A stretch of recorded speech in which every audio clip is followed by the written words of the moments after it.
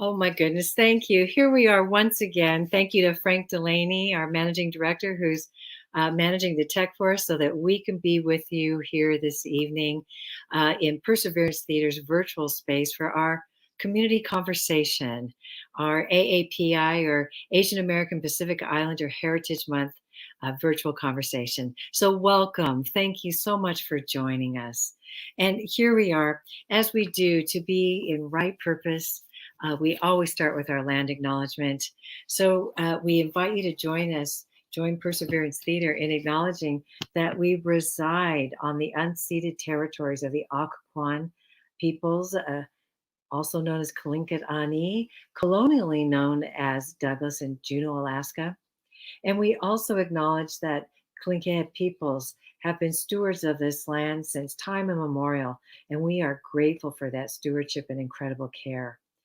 We also invite you to honor and express deep gratitude to the Dena'ina peoples of South Central Alaska, where we also conduct our work in what is colonially known as Anchorage, Alaska. So please do join us in finding ways to recognize, honor, and make this and enact this acknowledgement in meaningful ways.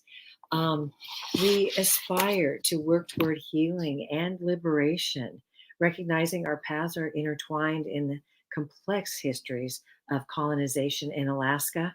And we acknowledge that we arrived here by listening to the people's elders, lessons from the past, and these stories carry us as we weave a healthier world for future generations. And we seek to build a right relationship with the Native peoples of Alaska, well, because it makes our work better and it already has, and because it's the right thing to do. So, Perseverance Theater honors and respects the culture, traditions, languages, and ways of life of the Alaska Native and all Native Indigenous ancestors, elders, and their descendants, past, present, and future.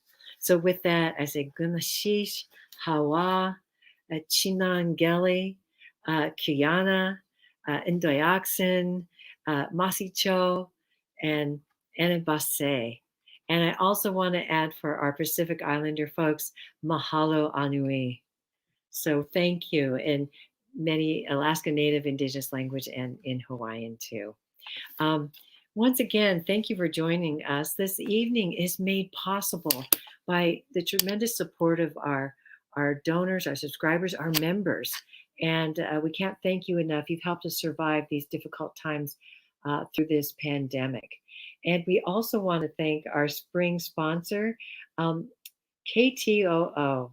You're always wonderful to help us uplift our events on your radio programming and with your advertising. We can't thank you enough. And we want to thank the Benito and Francis C. Gagin Foundation, the City and Borough of Juneau, the Municipality of Anchorage, and of course also the Hecla Greens Creek Mine and the Alaska Airlines Company. Fantastic. We couldn't do it without you. And we want to, don't forget the Alaska Airlines. We have round trip tickets as our main prize for our travel raffle. So you can always visit ptalaska.org to find out what our latest offerings are. But right now, you can go there to be able to buy your raffle tickets and be eligible for a great list of prizes. The two round trip tickets is the grand prize, and more, but there's a whole list of incredible prizes. So, and it's our way of lifting up many of the businesses throughout Juneau, Douglas region here on Tlingit Ani. So again, thank you for joining us. And now it is my honor and pleasure to begin to introduce our guests. We will have this hour to have a wonderful conversation with them. And partway through, and even now, if you'd like, we invite you to use your chat function or your comment section. Be sure to offer any comments and ask any questions. We'll eventually get to a Q&A section, and we invite you to engage with us on that. We love those questions and comments. Okay, so let us dive right in. The first guest that I will introduce and is just a wonderful colleague and really becoming like family, right? All of these guests are like family for us at Perseverance Theater. We're so thrilled to have them. Our first guest is Dennis Arashiro. Dennis Arashiro was born in 1952 in Honolulu, Hawaii, of an Okinawan Nisei father and Japanese war bride mother, and grew up in Hawaii with a multi-ethnic extended family. He came to Alaska at the age of 8 when his father was stationed at Fort Richardson. Graduating from East Anchorage High School in 1970, he earned his BA in History and Language and Literature at Alaska Methodist University in 1973. He was a social studies teacher in the Anchorage School District for 43 years before fully retiring. He has chaired social justice at the Anchorage Unitarian Universalist Fellowship for the past 10 years and now serves as board president of the Alaska chapter of the Japanese American Citizens League, or JACL. Please give a warm virtual welcome to Dennis. Thank you. Hi, Dennis. How are you? Where are you Zooming in from? Excuse me? Or where are you StreamYarding in from? I said Zoom. I'm on so many Zooms. You're StreamYarding in from? From Anchorage. It's from Dena'ina country. Dena'ina. Thank you. Beautiful. Welcome. Mm-hmm. Okay. Our next guest actually works for a company called Impact. And Impact works to prevent violence and abuse by giving people the tools to protect their safety and advocate for safe and healthy relationships in their communities. The organization accomplishes this through training programs that teach a range of safety skills, including bystander intervention, assertive communication, de-escalation, and physical self-protection. More on this a little bit later, by the way.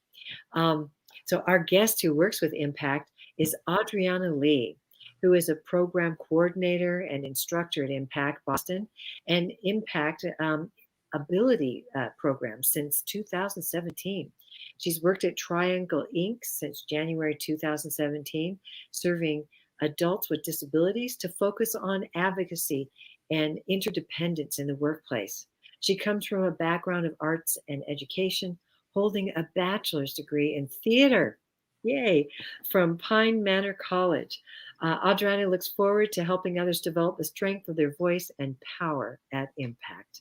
So please, again, give a warm virtual welcome to Adriana Li. Hi. Hi. Hello. Thank you for having me. Yes, welcome. And where are you StreamYarding in from this evening? I am StreamYarding in from Boston, Massachusetts, on Massachusetts and Pawtucket land. Beautiful. Thanks for joining us. We're so glad you're with us. We know there's a 4-hour difference, so thanks for staying up late for us. We really appreciate it. Thank you. Beautiful.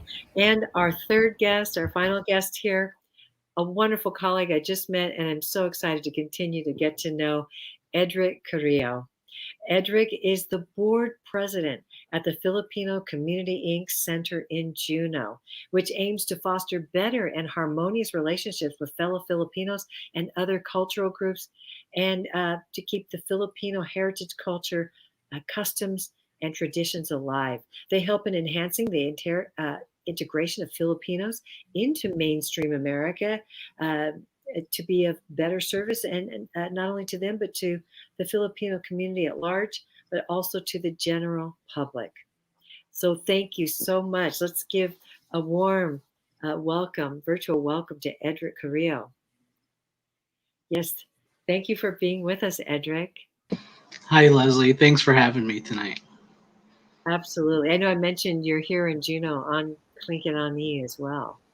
Right. And I just cannot do a better land acknowledgement than you did, but I am calling from Akwan and Takukwan land, whom I work and play and live on, and appreciate all they do for us. Yes, truly. Thank you. Our deepest gratitude. Yes. The Akwan and Takukwan peoples. Grateful to the land as well. Thank you. Thank you for that. Well, shall we dive in, y'all? Mm-hmm. I can let our audience know, or those tuning in, that many of you might be tuning in now, but certainly this will also be posted on Perseverance Theater's Facebook page and continue to be on our YouTube page as well. So you can bring folks to it, and if they missed it, and share this out. So, but with that, let's get on with the actual conversation. For our audience's sake and those who might be tuning in outside of Alaska, we welcome you as well. So for that, and in case you're in Alaska, maybe you're not familiar with some of these organizations or these leaders. We wanted to definitely lift up these leaders during this Asian American Pacific Islander Heritage Month, but also given the current climate that's happening. But let's start first with, can you share a bit about your organization and what brought you to be of service? Anyone want to go first? Dennis, do you want to go first since I introduced you first? Let me go maybe that order. Yeah, the Japanese American Citizens League is intertwined into my family history without many of us in the family even knowing about it. As I said, my father was in the American military, serving in occupied Japan after World War II, where he met my mother. They got married in 1951, and they moved to Hawaii at that point. I was born a year later in Honolulu, and it sounds very ordinary, but it actually isn't, because it might not have happened, because immigration restrictions after World War II prevented Asian war brides from even entering this country. Mm. And even those who came as immigrants were denied the right for naturalized citizenship. But it was actually the lobbying efforts of the Japanese American Citizens League that changed and brought in legislation that allowed my mother to come into this country and to gain citizenship.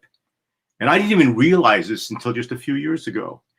And once I did, I said, you know, I have to join, just first of all, out of gratitude for what the Japanese American Citizens League did just for my family, and also to pay it forward, because I'm an active member, because I'd like to see other families also share in the American dream. And, you know, hopefully as JACL continues its work, that, you know, more families like mine are also similarly affected. Yes, absolutely. Thank you for that. And you've mentioned to me before that JACL is one of the longest or oldest civil rights organizations in the U.S. Yeah, since 1929, they were dealing with all sorts of discrimination issues based around just our ethnicity. There were all kinds of laws, for example, in California that said no one who was ineligible for citizenship could own land. Well, that was specifically targeting Asian immigrants because the law said they could not become citizens. There are always these ways of restricting and discriminating without actually naming the people themselves. But this is the way things were. And this is all before even the great, tragedy of the incarceration during World War II. Mm-hmm. And so we've been dealing with these issues all the way through, and including issues involving reparations for the internment, all the way through the 1980s. But at the same time, we're dealing with issues involving all Asian and Pacific Islander issues as well, because, there's no such thing as targeting one group and not targeting the others. That's what's been going on. And so we're very much part of that, and any other marginalized group that has been dealing with issues of social justice. Mm-hmm. Absolutely. Yes, thank you for that.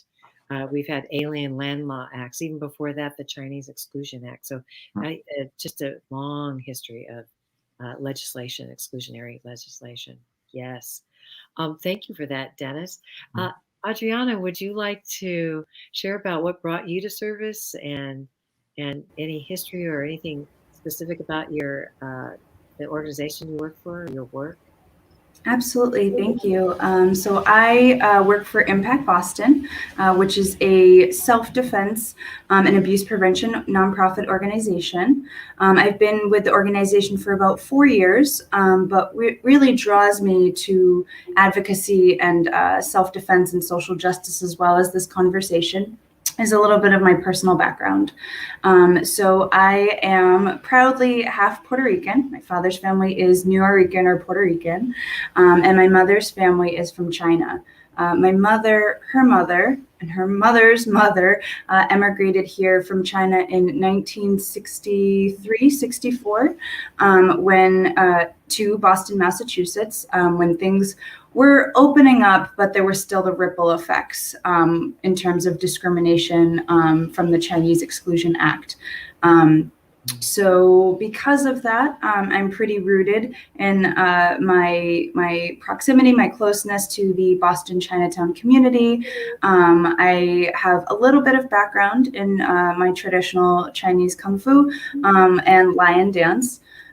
So because of recent events, I'm all the more upfront than I usually am, and kind of being in these different conversations and bringing what I know of my personal experiences. I'm not a stranger, as most of us aren't, to discrimination or bias as a biracial person who doesn't appear Asian typically to most people around me, as well as the work that I do for Impact as a self-defense instructor. Beautiful. It's powerful what you do with community too. And we'll talk more about that. I'm excited to dig into that more. Thank you for that. Edric, how about you? What brought you to service, and a little bit of history about the organization that you work with and just your work? Well, to be perfectly blunt, Leslie, I'd say getting voluntold is the other reason I got involved. But, you know, the Filipino community here in Juneau is a big fabric in the community here. It's been in Juneau for pushing up to a century, actually, being founded in 1929. And, you know, it's always been ingrained within my family and my community that we've always gathered and had a place that we could, you know, connect with each other and also our culture. And so, you know, when it comes to being voluntold you know, I didn't really have much of a choice when I was younger to participate in all the cultural dances and, you know, participating in all the parties, all the different events coming through, because Juneau is kind of, you know, a popular spot for a lot of Filipinos. We actually make up about 10% of the population here in Juneau alone, and are actually one of the larger AAPI communities here in Alaska. And so what really brought me to service was my dad has played an integral part in the community and has actually been kind of like our go-to, you know, maintenance guy, and has always been working on it because it's played such a close role to him and his family. And, you know, at one point I came back after college and he said, "It's time for you to step up." And at that point I was, you know, not really interested in that role.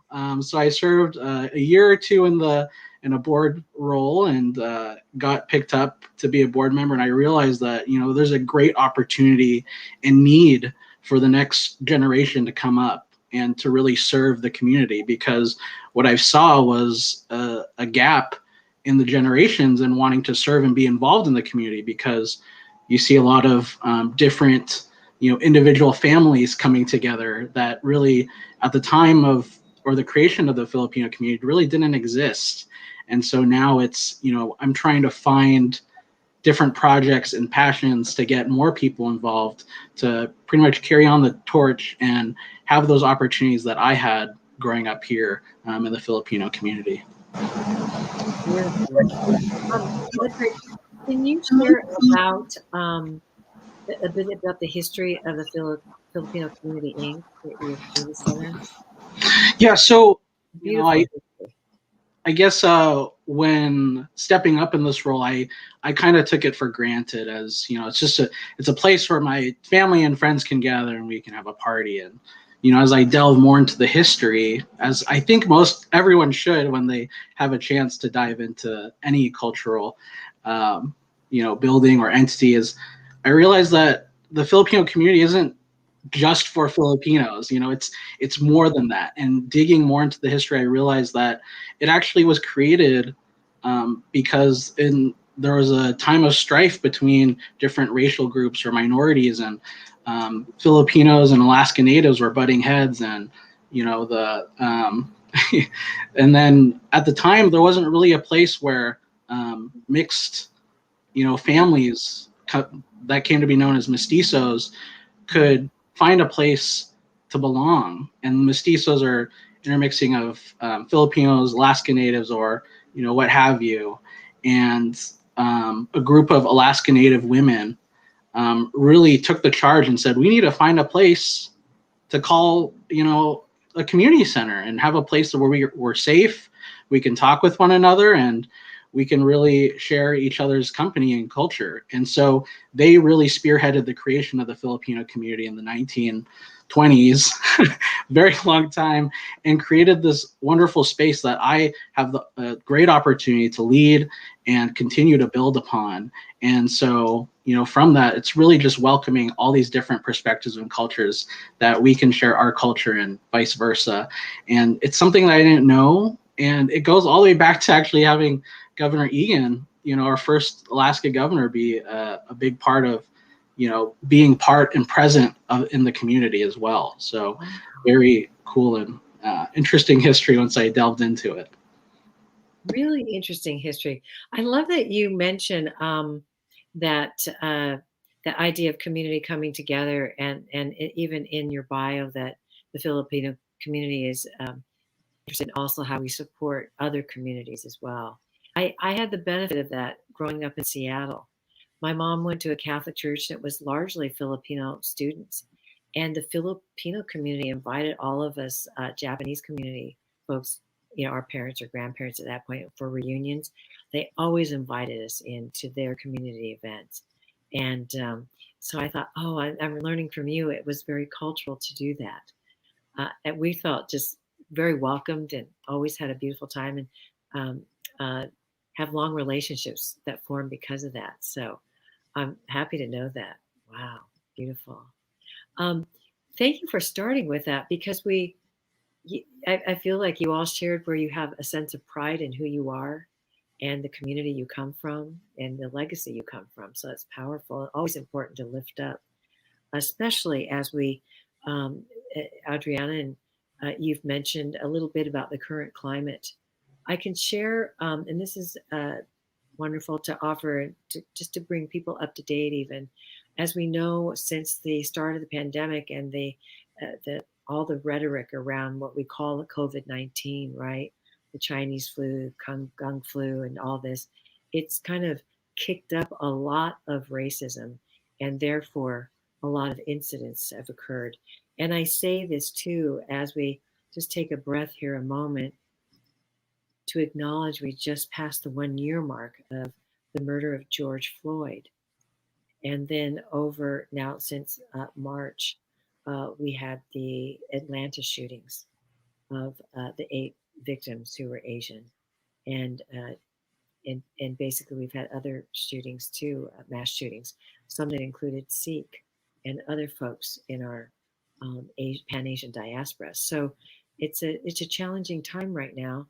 We come together for Asian American Pacific Islander Heritage Month, but it's also timely to have conversations and make sure we're basically offering what we know, what our lived experiences, so that hopefully folks will continue the conversation and create awareness, right, for themselves. So with that, I was doing a little bit of my own research. Some of you may already know about the Stop AAPI Hate website. And right now, I think it's over 3,800. I think it's more by now, though. They're getting so many more reports. In our communities, a lot of times we don't feel comfortable or safe to report an incident officially to police, or even maybe to the store manager or a city official where we live. But on this particular website, I think because it's Asian run, people have been reporting their incidents. And if you go on, there's a Google form, and it supports you to really say what happened, so we get a good account. And I think they're helping other officials to know what the picture really is.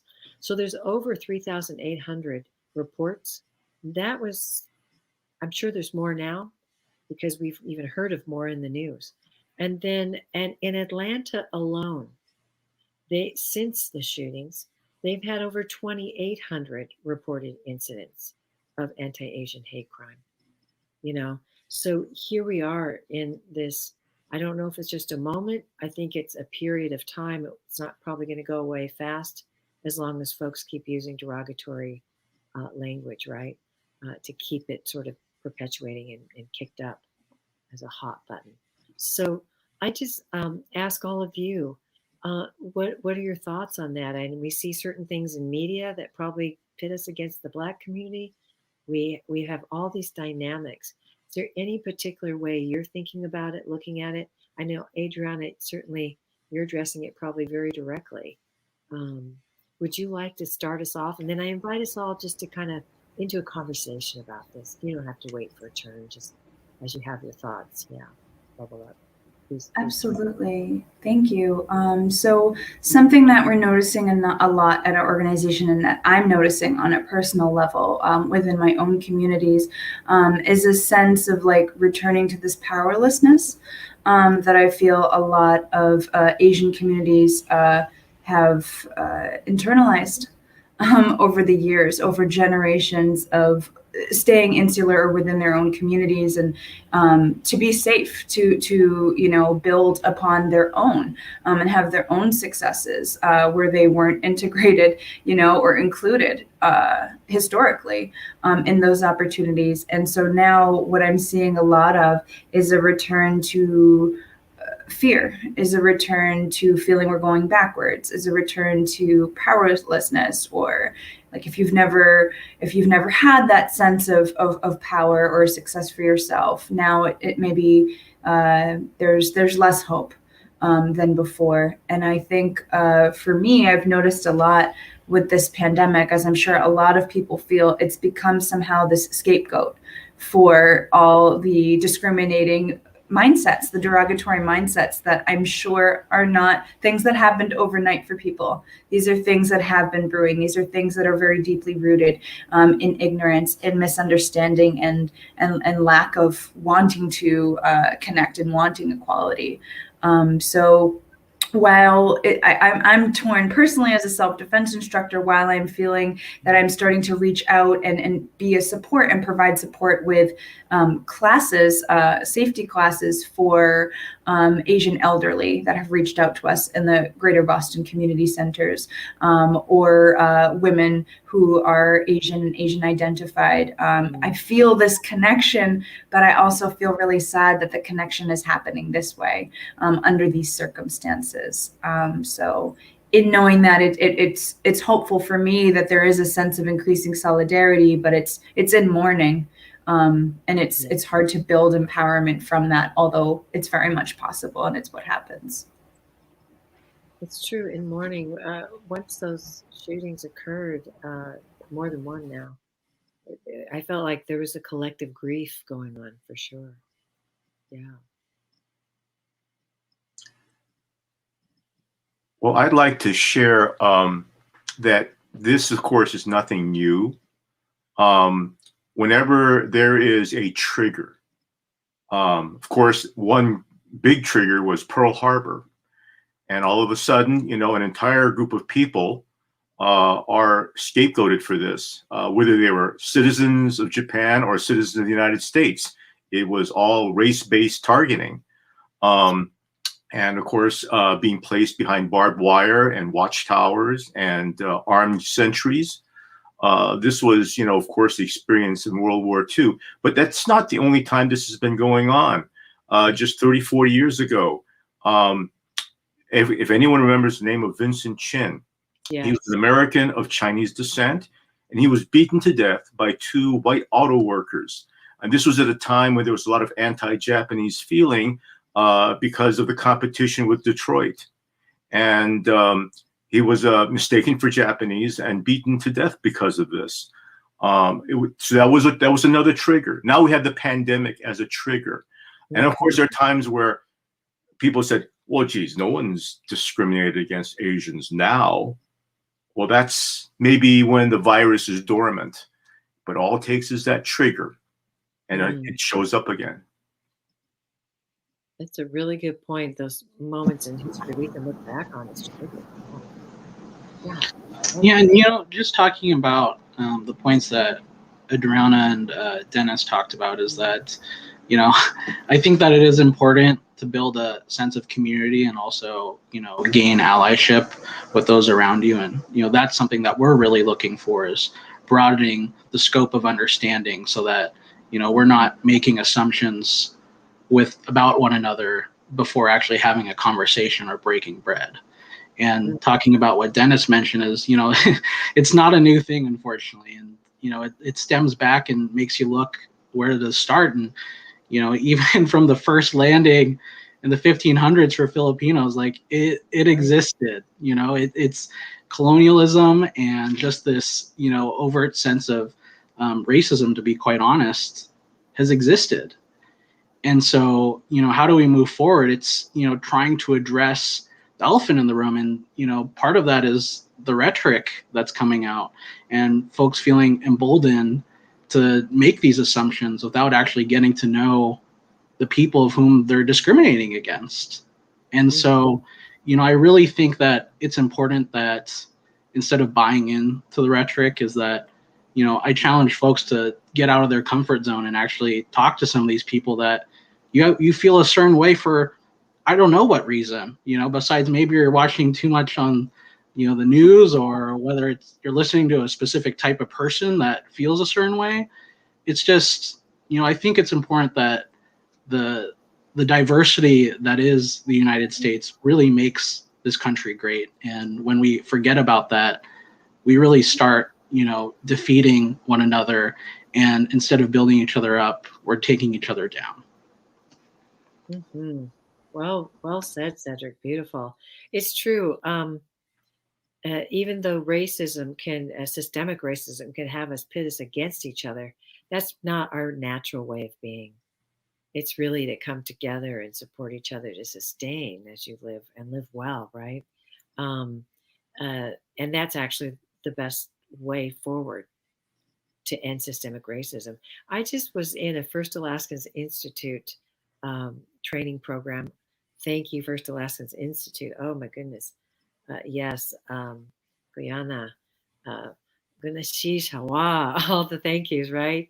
And Basse, yeah, they talk about we're just one story away from learning about another human, humanizing them, and like you said, Edric, um, that breaking bread and actually getting to know somebody, and it basically humanizing them means you're also abolishing the stereotypes. Then all the assumptions, like you were saying, Adriana, too, the assumptions, the implicit bias that we know now is conditioned, it's normalized into a mainstream kind of norm, right? Way of working. And for some of us, it's almost like a forced assimilation. It's so strong that dominant narrative, the dominant culture, it's been so normalized that you almost can't help but go with it, because it's like going down a stream that's rushing. It's hard to swim up against it unless you figure out to crawl out, get on shore, and just walk your own pace, or move at your own pace.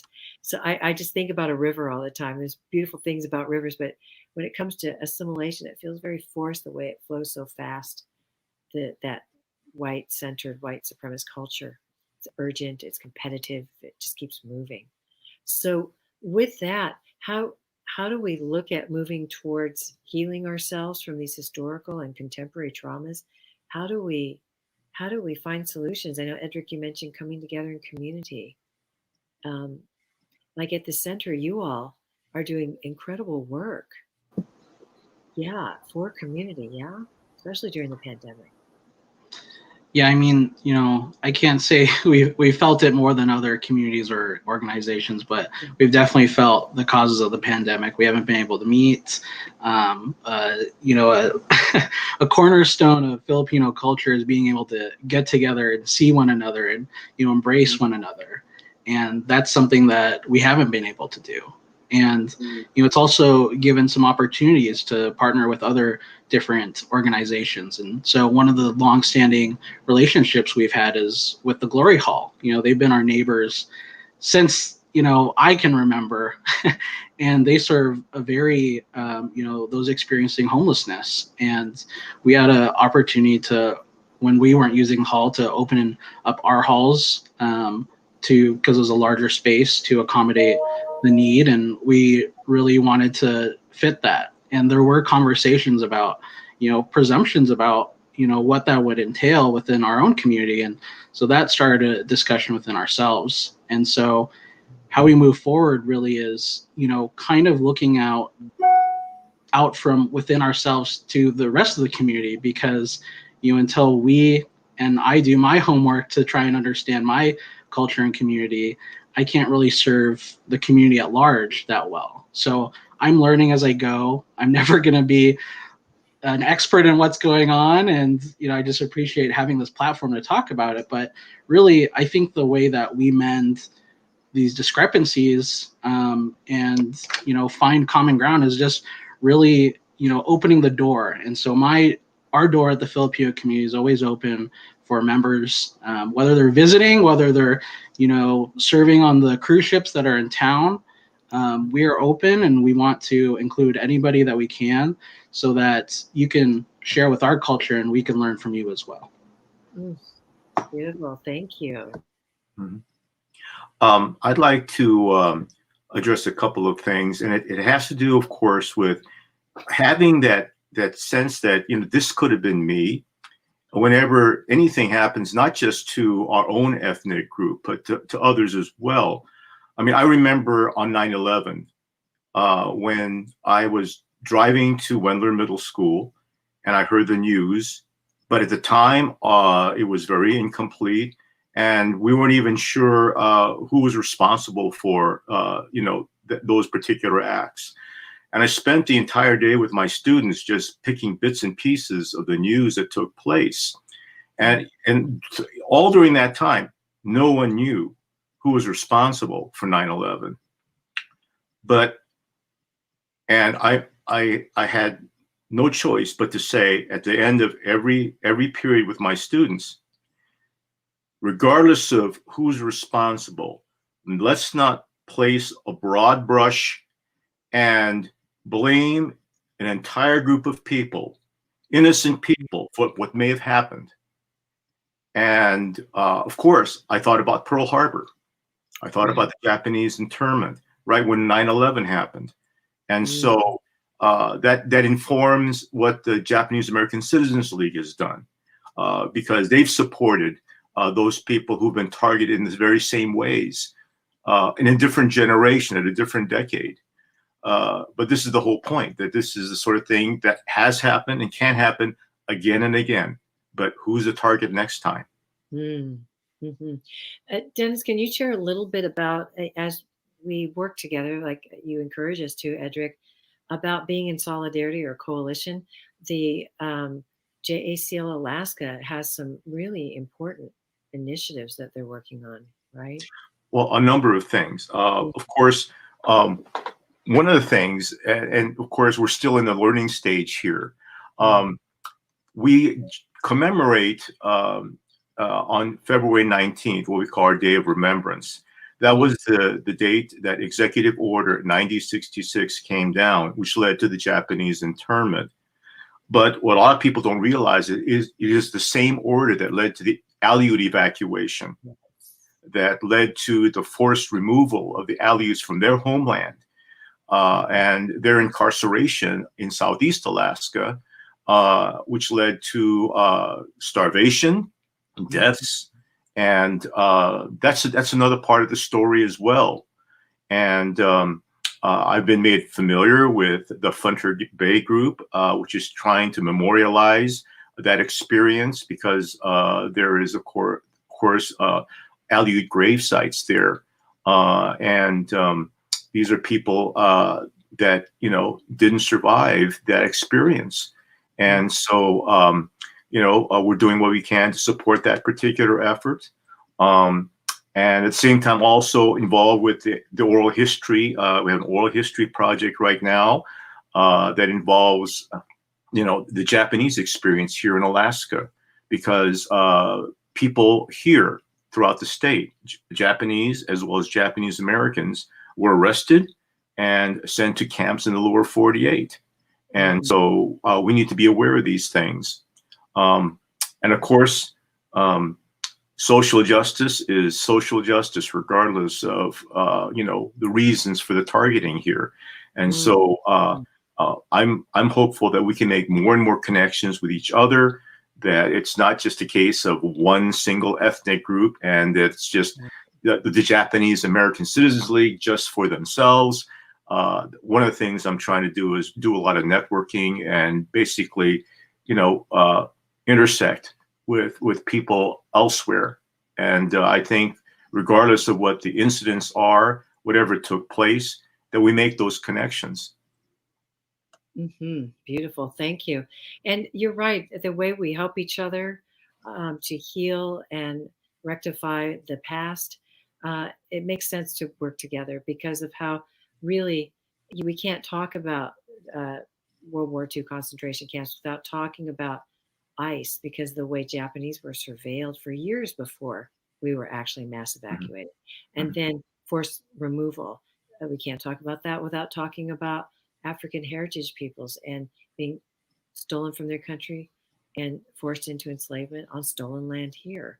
And of course, that's a global thing, that forced enslavement. And then we can't talk about that without talking about what happened really with first contact and colonialism, right? Settler colonialism coming here, and just the progression of white supremacist culture, embedding itself. So there's all these links. So in order to unravel that, in order to heal it and rectify it, we do have to come together because our histories are all actually quite linked, right? Yeah. Now, my family, because we're from Hawaii, didn't experience the Japanese internment. So I had to actually read about it in high school in a book. The book was called America's Concentration Camps. Yes. And it didn't start out talking about the Japanese internment. It says this was not the beginning of all this. This happened before, and went into the history of the Trail of Tears and the Indian Removal Act. That's right. And ever since I read that, I said, I'm not touching a $20 bill. If it has Andrew Jackson's face on it, the man who did the Indian Removal Act, I'm not touching it. And that's been a lifelong commitment on my part. Yeah, thank you for that. We know Hawaii did contribute. Japanese Americans were in the 100th Battalion. That was highly decorated too. So we're all connected on so many levels. Beautiful. Adriana, so as far as, thank you. These are all kinds of moving into certainly identifying what the challenges have been, but the solutions too. How do we move forward? And I loved when we were talking earlier about how you work with the Chinatown community and empowering folks and elders. Can you talk about that? I think our viewers would really appreciate knowing more about that and some of your thinking around being mixed race and history. Yeah, absolutely. So it was very special for me, and not just because of my ties to the Boston Chinatown community, but specifically to name them. We worked with one of the first organizations that reached out to us in the community, following these acts, was the Greater Boston Chinese Golden Age Center. So they support the Chinatown community and some neighboring communities for Asian elders. And it is the same place, they're residential homes, and it is the same place where my mother's mother lived my entire life. And the same building where I would visit her every single weekend, and be in touch with her and my family and my culture. So it was very personal for me. Of course, it was on Zoom, so I didn't re-enter the building or have that kind of experience, but it was very personal for me to go into a Zoom room and hear, my native language of Toisanese or Khoisan. And while I am not completely fluent, I just kind of came into the room and I felt very much at home. And, for a moment, I was able to sit in that and revel in that idea of community and solidarity before I was reminded of, why we're there. And what was interesting to me is that I had a lot of my own experiences intersectionally growing up. My grandparents, who are no longer with us, my grandmother was not the biggest fan of the fact that my mother married outside of the Toisan culture, married a Puerto Rican. So it took a lot of adjusting. I always get told that when I was born, that's what changed everything. You know, when you have grandkids, that's what makes grandparents come around. But it was a learning process for me. I still always felt loved and accepted by the community, by familiars, but I'm not a stranger to intersectional bias, and I grew up with it quite a lot. So it was a very interesting experience for me going into our self-defense classes and working with different communities who are also multiracial or biracial, and hearing that they have the same kinds of struggles, and it's not anything new. And even though, you know, we're in 2021, the young students that I teach, because we teach high school students as well in the Boston public school systems, have a lot of the same challenges. What's interesting and also empowering to me is that in a lot of those spaces, they're being more encouraged to talk about it. We're naming those things in our classes, right? What their concerns for safety are, where they don't have, you know, the safety around peers and things like that. And it really gives a new meaning to self-defense, not just for me, but our students. Self-defense is beyond the worst case scenario. It's, you know, we believe a fight avoided is a fight won, but there's all these other elements of the ways that we have interactions and have conflicts and things that are built in. So teaching students, you know, how to set boundaries against discriminating rhetoric, against discriminating behavior, you know, how to, you know, in the moment, stay as grounded as you can to be able to speak up in those moments that, you know, most minorities are not encouraged to speak up, right? When it's out of turn, to be able to say that you're not comfortable, to be able to say it regardless if the other person is comfortable or not, I think is huge. And so going back to the classes with the Golden Age Center, it was very inspiring for me to work with older generations. And, you know, I kind of knew this going into it, that had their own ideas and perceptions of safety. They've gotten this far. So it's like coming into it, their worlds are pretty shaken and pretty devastating with all the things going on, because for a lot of them, they've found their niche community, they've found their safety, and the idea of that somehow being infiltrated or interrupted, you know, is something that they were working towards preventing. Yeah. You were saying too earlier, I forget how it came about, but that elders, when you're doing the trainings, we can move into that realm a little bit, and some of our reactions to these particular times. They didn't expect you to share that a perpetrator or someone who might target them, they just thought they'd be mean people or something. It'd be obvious. Yeah, that's the other thing. Well, it's remarkable the amount of news coverage that's sort of happening. It's painting a broad brush and a picture of like the evil villain and what the villain looks like and what perpetrators look like. The unfortunate reality is the vast majority of violence is actually perpetrated by familiar people. And that's just a matter of proximity, the people in our lives, the people in our communities, as well as perpetrators, especially with the elderly community, may use charm or intimidation or familiarity to persuade or to throw off, a respected elder or a member of the community to either engage in an uncomfortable situation or one that's potentially hostile and violent. And a lot of the elders that I worked with were surprised. We practiced through role play. So when the character was using charm and being friendly to get closer in proximity in a dangerous way to the student, they had a very hard time conceptualizing that someone who could be so friendly or appear so kind could be capable of so much. And I think that's, to me, I think part of the bigger picture, similar to what Dennis was saying earlier.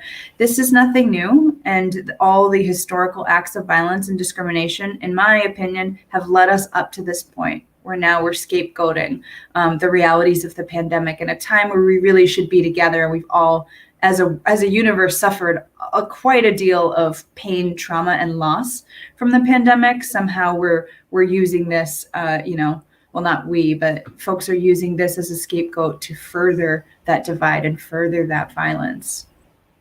That's interesting, because I think about the news coverage where they keep showing over and over where it's a Black person attacking an elder Asian person. And granted, it's not right that that happened, but it gives the impression that that's almost like what all the cases are like, when we know that's not true. So why that particular footage? And to play it over and over again, I'm not sure we need that. You know what I mean? Just kind of re-traumatizes and puts people against each other.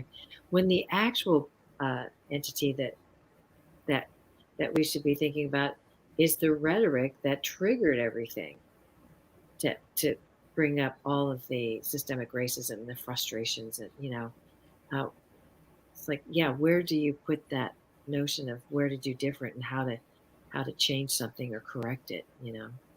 Yeah. Absolutely. I think it's a little bit intentional at times. I think the media is portraying it that way for a reason. I think, and that's just my somber outlook on it. But to pit two communities of color that are both being highlighted in the news against each other in that way is pretty heinous. And that's not to belittle the fact that those perpetrators who are Black were doing something that was also violent, and that's not okay. But the reality is, Leslie, as we were talking earlier, that the vast majority of them actually are white, and we're not seeing that. Yeah. I had my own incident, and it was a white person. And that, yeah, it wasn't a Black person. And, I don't always, if asked about it, I don't even say the race, because it was more about what happens when that person is so frustrated and triggered that they would take it out on another human. How do we actually work backward and prevent that, So, yeah, but we also know we're living in a dominant culture that centers whiteness, that has had a lot of privilege too. So it's a complicated conversation, not just a one way this way or that way, right? It's much more complex. Yeah. And Leslie, if I might add on, just to Please. share some of my own experiences, because Yes. I think I've been lucky enough to not really have to deal with overt acts of racism, or even really knowing, or having a conversation about what racism is here in Juneau, because, it's predominantly white community here. And when we're talking about, what it's like is, I didn't learn about, all these atrocities that happen in the United States that paint those writing the history books in a bad manner. And I had to go out of my way to find out, what histories we have, and, come to find out that there's a lot of discrimination based off of nothing, based off other than, the difference in one's skin color. And, though I haven't had to experience an overt act of racism myself, doesn't mean it doesn't exist here. And, I think I mentioned that, I've had aunts or relatives that have, experienced somebody who's felt emboldened, whether it be from this rhetoric or whatnot. It happened to be during the 2016 campaign. And, they're just shopping on their Sunday, afternoon, and someone just yelled, "Go back to China." It's wrong on so many levels, but the baseline for me is like, they're Filipino, if you're going to discriminate, at least get it right. But again, don't discriminate. That's not, but it's just that sense that somebody's emboldened to do something like that is just disheartening. And, as I reflected on my own experiences growing up here in Juneau, I realized that, though, part of my defense mechanisms, if you will, is trying to be self-deprecating. And, I say, oh, Filipinos are always late, like just these little things. And, they just become like little kind of punchy jokes that you kind of get through weathering a situation that might not be ideal for you. But, you kind of internalize that. And that's kind of the culture is, you know, lots of my elders or relatives, you know, they weathered a lot. And I'm taking that term because you mentioned that earlier. Yes. And it's very true, is that, you know, how we get through that is we weather through difficult situations, and how we get through that is by having that sense of community and discussing it. But the part of discussing it never really happened growing up for me, for my family, because it was all internalized, and they said, oh, moving on to the next one, and I will not talk about it, and therefore I'm shielding, you know, you from experiencing that as well. Which at the point, I wish we had a discussion about it, because if I had the, you know, Adriana talking about, you know, all these mechanisms that I could have, you know, learned or gone through, I feel like I'd be a lot more well equipped to deal with difficult situations, and I wouldn't be prone to, you know, brush things under the rug, if you will. And so I think it really is important that, you know, we take AAPI History Month or Heritage Month to bring this conversation forward, so that others can know that, you know, you're not alone when you're experiencing this. You are one of many. And as I've mentioned before, is like, I have not talked to a relative that has not experienced a difficult situation that they had to weather. And that is something that needs to be talked about. And I just appreciate the platform that we have right now to talk about it. And really, I just want to tell people that you're not alone, and you are worthy of bearing the mantle of your culture. Yeah. I'd like to share something else, and that is that racism isn't always wrapped up in hate. I remember early in my career as a teacher, being in the faculty room when I heard the discussion among a bunch of white teachers about all these minorities getting affirmative action and these unqualified people getting positions. And it was just bashing minority after minority. And I was listening for a while, and I said, I'm a minority. And the teacher said, oh, you're not a minority. You're just Dennis. Oh. And she meant that probably as a compliment. But the point that I got out of that is she could not see me as an individual, value me as an individual, unless she erased my ethnic identity and didn't even see it. Like it didn't even exist. So that I had to subtract that part of myself for her to see me as an individual. And that was racism that was meant as praise, as acceptance. Yes. And nowadays I would call that erasure or whitewashing. Yeah. And gosh, that's true, Dennis. It doesn't always come off as something real vehement at somebody, or like hateful. Yeah. The best intentions often, right? Just unawareness. I'm also reminded, Edric, you mentioned Filipinos in the 1500s, right? I was like, oh, wow. Yeah. When I learned about Filipinos jumped the Spanish ships in the deep South and then made settlements in the bayou in the 1500s, I went, they've been here so long, and yet the idea of foreigner, you know, perpetual foreigners, like you've been here the most folks now who've been here generations and generations, you know. When someone says go back, I go, or where are you from? No, really, where are you from? I say, well, oh, how many generations have you been here? Your family been here? Often they say 3 or 4. I go, oh wow, we now have 6 generations in this country. And I bet the Filipino community can say so many more even. So I just think, like I said, I learned at First Alaskans Heritage Institute, you're only one story away from knowing somebody, humanizing them, and learning something much greater than the assumptions, right? Than the stereotype. I see from our chat function here, Frank said we have a question. Oh, okay, beautiful. Oh, Shelley Delaney. Great, Shelley. Hello. Shelley says, I'm very interested in how media organizations can do better. Are there training resources out there that any of you know of or have had experience with? I have a few thoughts, but I'll put that to you all first. Any thoughts on that to our guests? Thank you for that question, Shelley.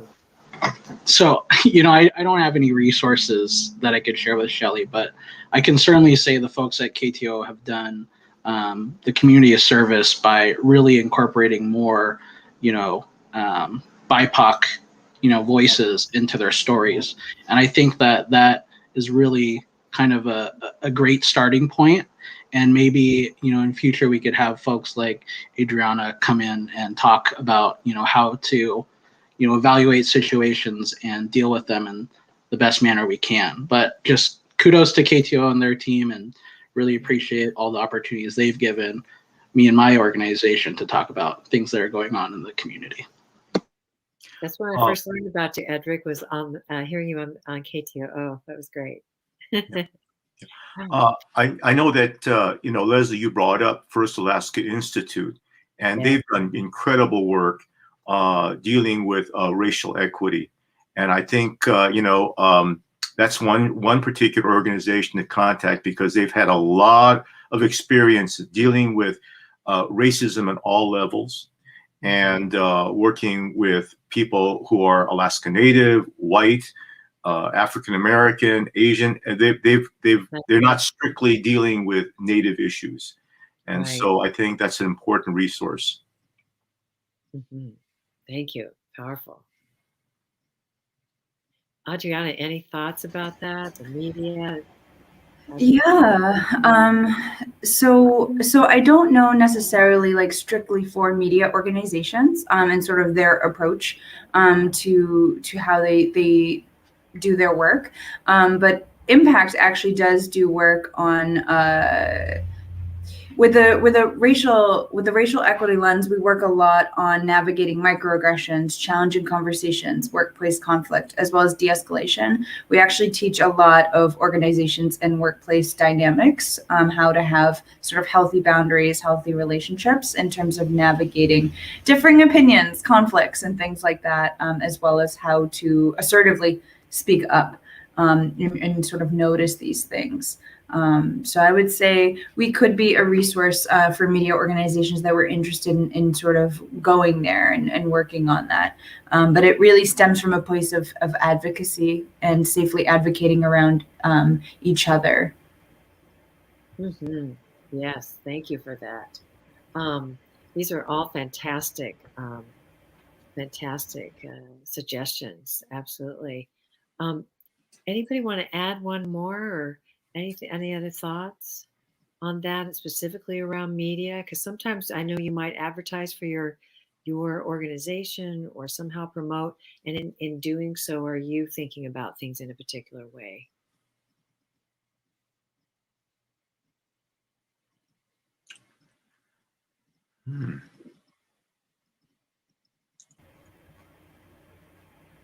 Yeah, Edric, do you have a thought there? I actually don't have much more thoughts than just thanking the KTO staff for reaching out and doing more to involve BIPOC community members. I don't know if we're gonna do a wrap up or comments. I'm not sure where we are, but oh yeah, please, if you have more thoughts, we can go a little bit longer. But yeah, fair. I just wanted to thank again Perseverance and Leslie for this opportunity, and I just want to harken back to the point of those that are listening, to challenge you to get out of your comfort zone, experience a different culture, and have that conversation that you might just be one step away from better understanding somebody else, and at the same point vice versa. And if you are interested in becoming a member or just learning more about the Filipino community, we are here in Juneau, and we are going to be here for the next century, hopefully. And looks like drop the link right there. So if you're interested, be a member, and we'll see you soon. Yeah, I definitely want to echo for folks that you're not alone. And actually, one of the things that we recommend in all of our self-defense and advocacy classes is don't be afraid to ask for help. don't be afraid to ask for support.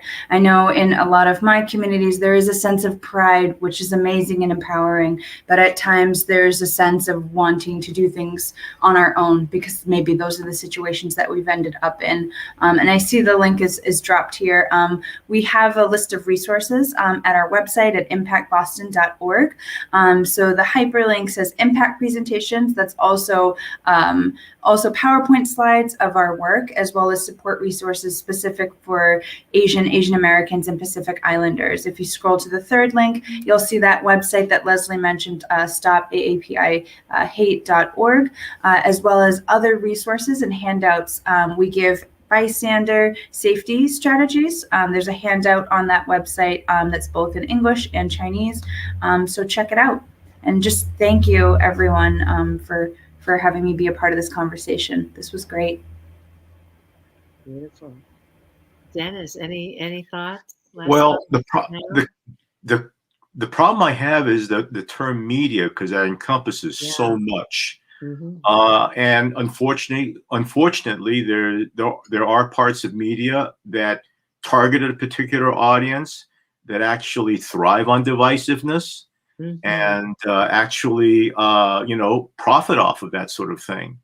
And so that's part of the problem right there, and the challenge.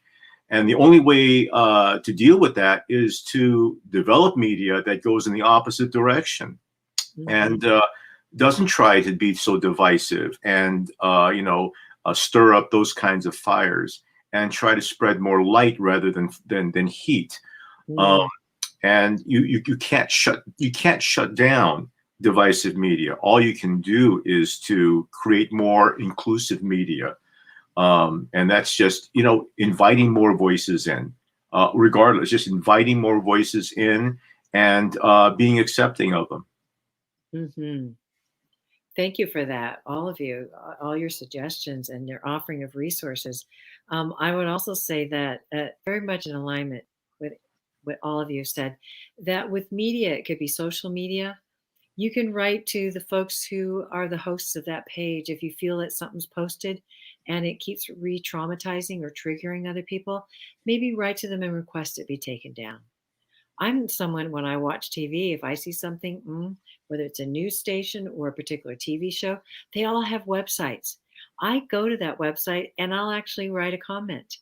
You can contact them and write a comment, and know that your one comment equals like 12,000. They figure you live in a community, you influence other people and family, friends, even social media. So they actually count your comment as representing a whole community. So know that you can actually have great impact by giving feedback. Giving feedback, having a good feedback loop with your organization or your workplace, make sure that gets established, and or you can foster that on any of your social media too. Feedback loops are so important. We can respond to community, we can be thoughtful, and just know that any comments that are re-triggering or traumatizing to others, re-injuring people, they really should be taken down. We don't want to further cause injury. And there's no shame in doing that.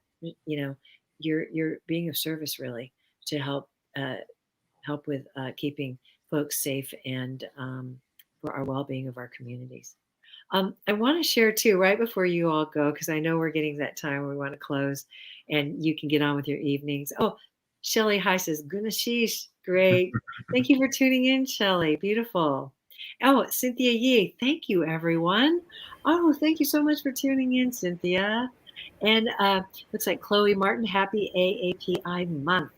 Thank you for the dialogue, raising awareness and sharing your experiences. Oh, beautiful. Thank you for sharing those out with us, Frank. It's lovely to know folks are engaging with us. Naftel, I think it's Kaur, grateful for acknowledgement, bringing awareness and continued creative community. Gunashish, mahalo, salamat, beautiful. Thank you for tuning in.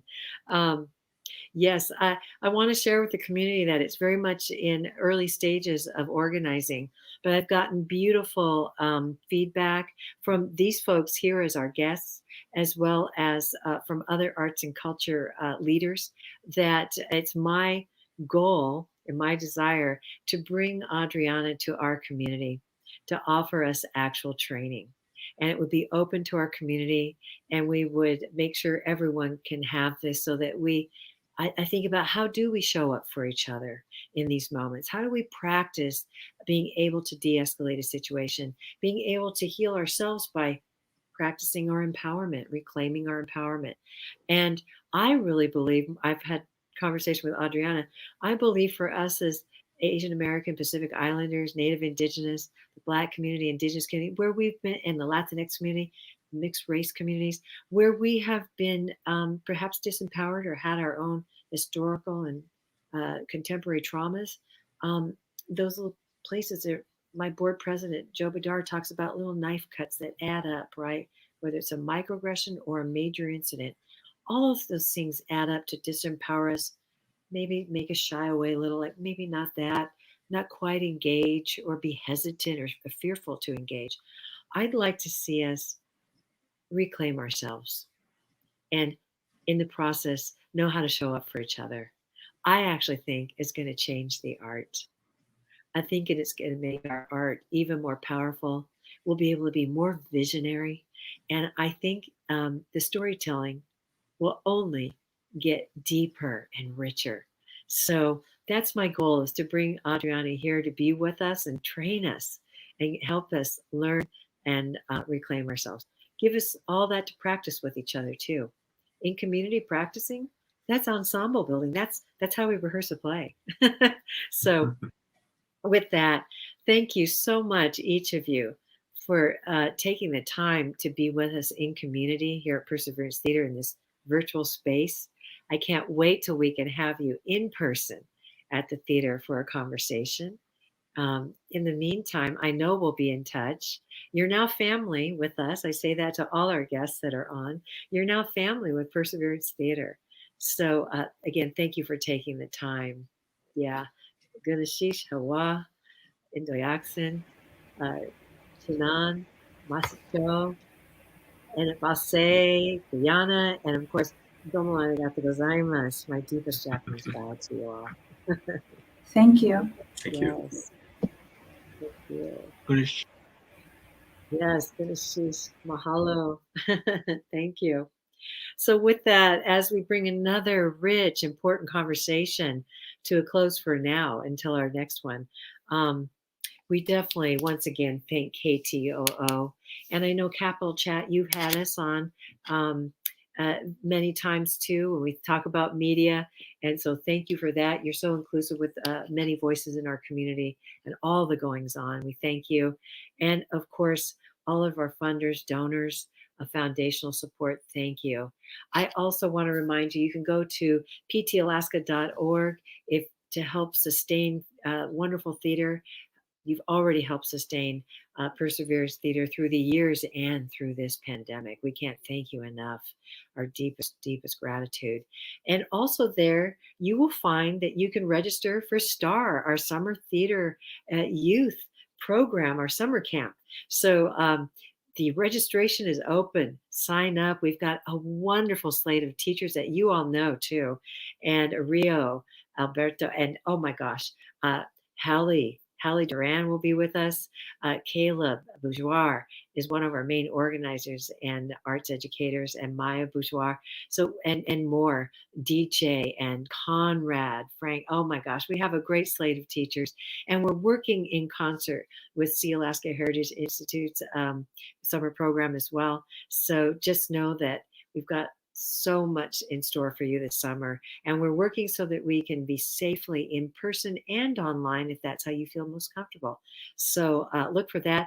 And again, we have our travel raffle, the Alaska Airline travel raffle, the grand prizes of those tickets, and many other wonderful prizes. So that's still going on for just about another month. So you have a chance to even buy a book of tickets. And actually, I want to invite Frank on with me, because Frank, you were telling me that there's some things that are being held over that folks can buy for relatives, but you can maybe, because we're online and because we're in this pandemic still, the way you can buy tickets is just a little different than usual, right? Yeah. Excuse me. I I haven't talked right want now. to. I know. Thank you. Yeah, so brand new this year. It's something that the Alaska State government has allowed is us to sell raffle tickets online, which is the first time that we've been able to do that, and so we're very excited about that. It of course does not take the place in the same way of us being able to sell tickets during a show and interact with you and thank you in person for that, but given the current circumstances, it is the next best thing. And you can buy those tickets on our website. If you go in, you can buy a book. You can buy 10 books. You can buy 200 books if you want, if you're feeling particularly generous and lucky. And you can share that information with your family and friends. We're not limited, as we typically are, by geography. So you can we've got multiple ways you can buy tickets. You can call the PT office, and our development director Ben will gleefully sell you raffle tickets. Many of our board members, if you have interactions with them, we've forced them to put books of tickets on their person and carry them around town and sell them to anyone that they run into. But of course, the online is probably the easiest way. Just go to our website. You'll see a big button there that says buy raffle tickets, and we will get those email. We're emailing out pictures of the stubs, so you'll have that information, and then you can tune in. We'll be doing a drawing on all of our social media channels in, like Leslie said, in just about a month, just under a month. So we're very excited about that. And as she said too, the top prize is 2 Alaska airline tickets anywhere they fly. But the thing you didn't mention is that also comes with $2,000 to spend when you get wherever you're going. That's that's a great grand prize. Yeah. And we have not increased the price of our raffle in a very long time. We are one of the best values out there in terms of the value of the prize versus the cost of the ticket. So whether you want to buy 1 ticket or you want to buy 1,000, please check out online or give us a call and buy raffle tickets. Yes, and just the second prize is a Midsummer Night's Getaway, and then there's a third prize, Up.